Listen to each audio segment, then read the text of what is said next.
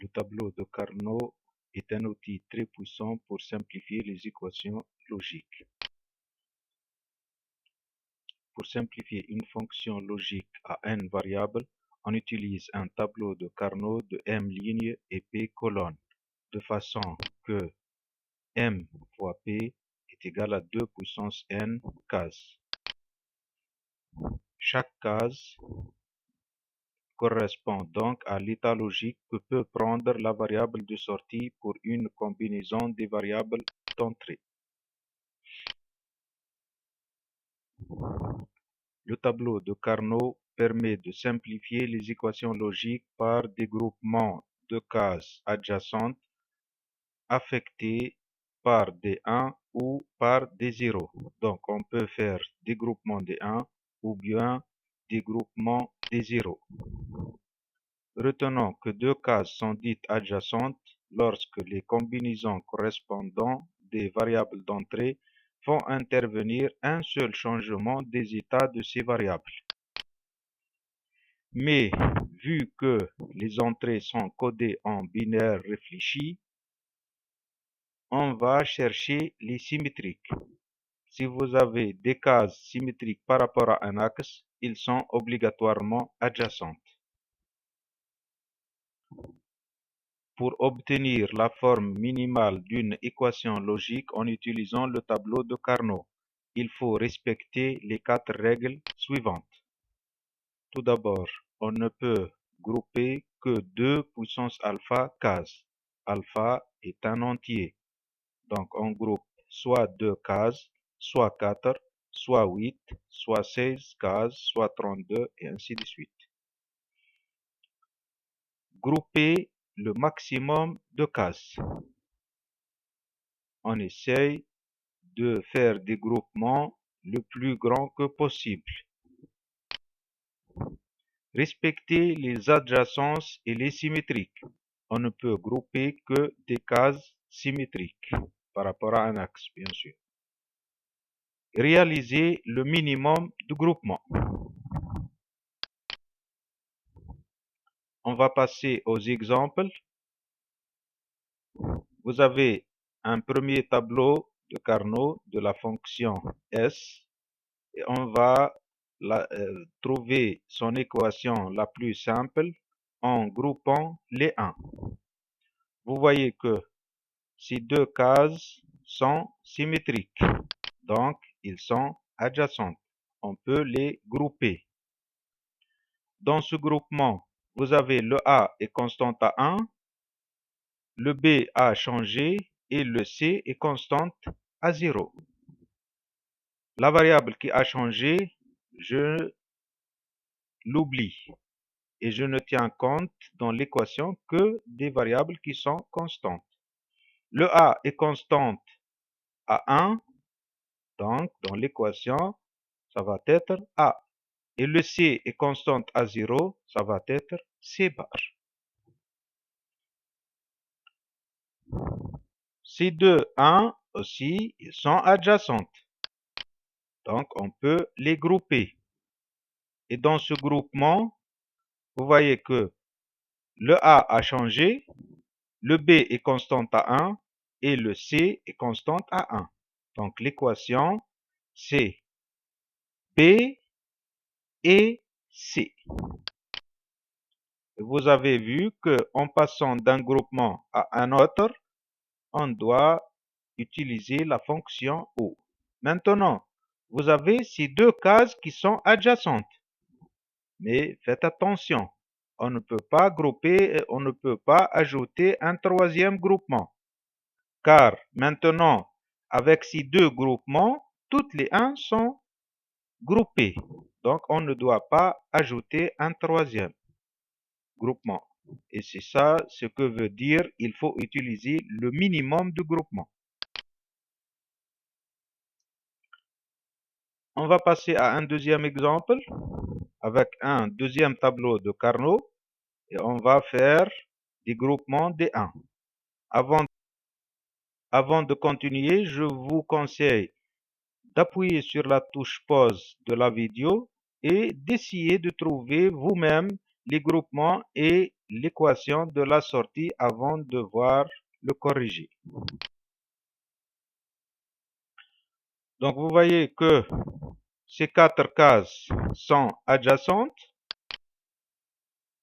Dans ce groupement, le A est constant à 1, le B a changé et le C a aussi changé. Donc, l'équation de ce groupement, c'est A. Vous avez ici 2 cases sont symétriques. Donc, on peut les grouper. Mais faites attention, ces 2 cases sont adjacentes et symétriques avec ces deux-là. Donc, on doit réaliser un groupement de 4 et non pas un groupement de 2.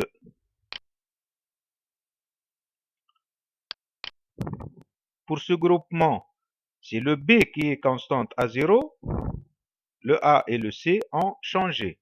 Donc, ça va donner l'équation B bar.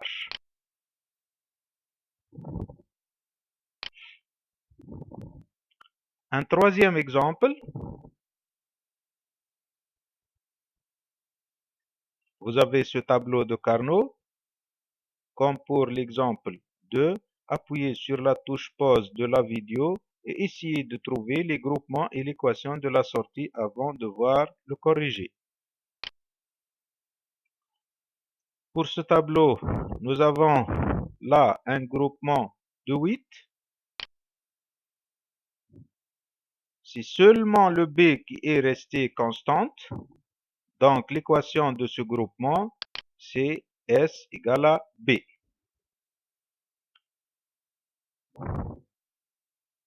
Ces deux 1 sont adjacentes, mais ils sont adjacentes toutes les 4. Donc, on doit réaliser ici un groupement de 4. C'est seulement le C qui est constante à 1 et le D qui est constante à 0. Et le A et le B ont changé. Donc, l'équation de ce groupement, c'est C et D bar.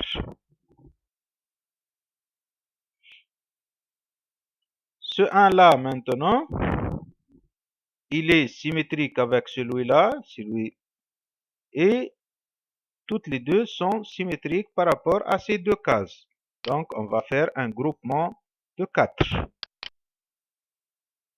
Le A est constante à 1, le D est constante à 0, donc l'équation c'est A D bar. Il nous reste ce dernier 1, je ne peux le grouper qu'avec ce 1-là. Donc, c'est un groupement de 2. Le A est constante à 0, le C est constante à 0, le D est constante à 1 pour ce groupement vert. Donc, l'équation c'est A bar, C bar, D.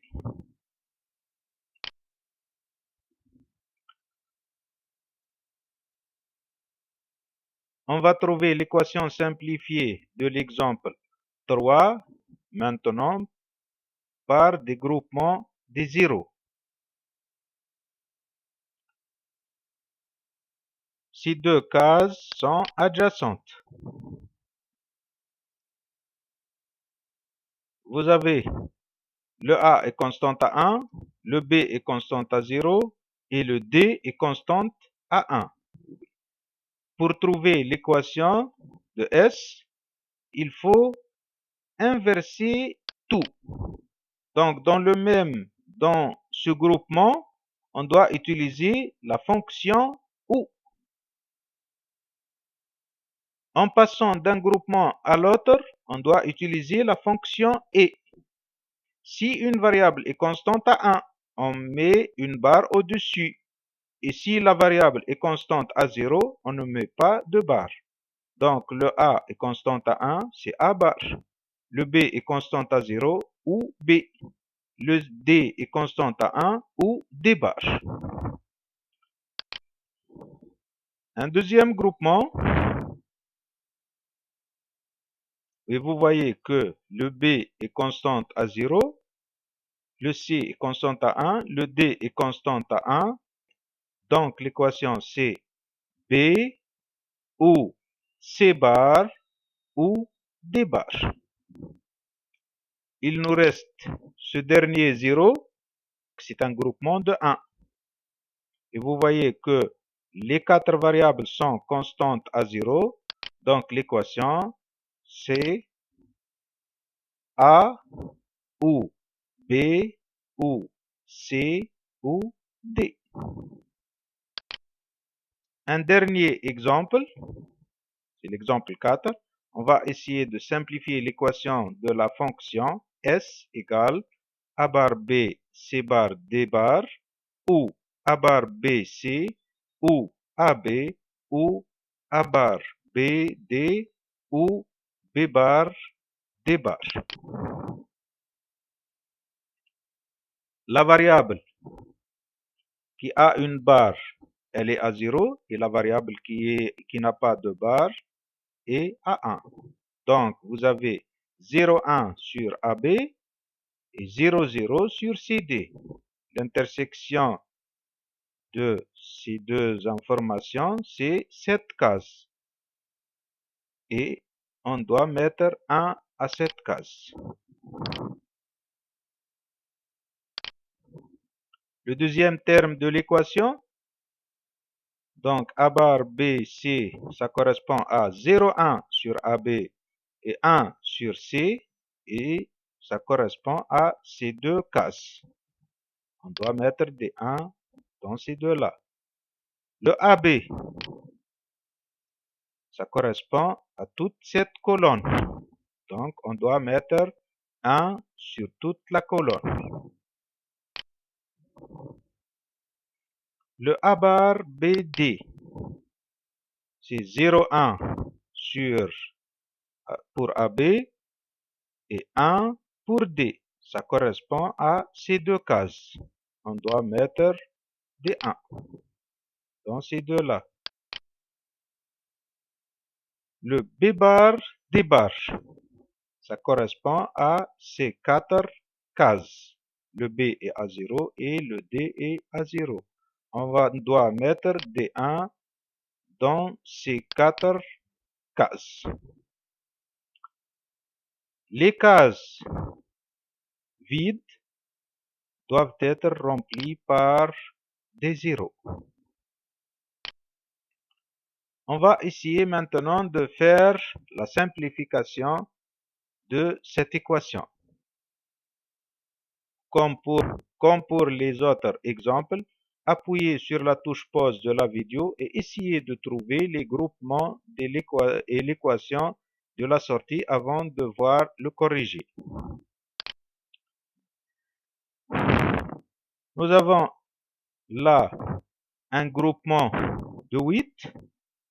Et dans ce groupement de 8, on remarque que c'est seulement le B qui est constante. Donc S est égal à B pour ce groupement. Il nous reste ces 4 1. Donc on peut faire un groupement de 4 pour ces 4 cases dans les coins. Ils sont symétriques. Mais attention, vous avez ces 4 cases sont adjacentes. Ces 4 cases sont adjacentes et toutes les 8 cases sont symétriques, donc ils sont adjacentes. On doit réaliser un groupement de 8, un deuxième groupement de 8. Et dans ce groupement jaune, vous voyez que le A et le B ont changé. Par contre, le D est constante à 0. Donc, ou D bar. C'est la fin de notre leçon. Merci de votre attention. J'espère que cette leçon vous a été utile. Vos encouragements à notre page من كل الألوان sur Facebook. Que Dieu soit avec vous. وربي ينجحكم.